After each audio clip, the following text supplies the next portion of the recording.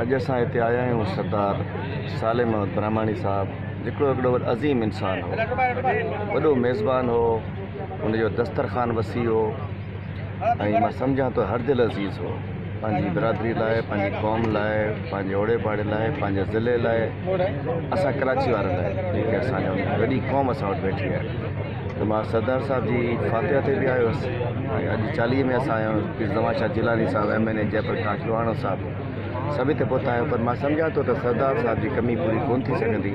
सरदार सालिम अहमद ब्रह्माणी जहिड़ो शख़्स जेको आहे उहो कॾहिं कॾहिं पैदा थींदा आहिनि। असां सम्झूं था त हाणे उनजो कांबू ख़ान साहब, उनजो पुटु आरिफ़ ख़ान इंशाअल्लाह उन कम खे अॻिते खणी हलंदा।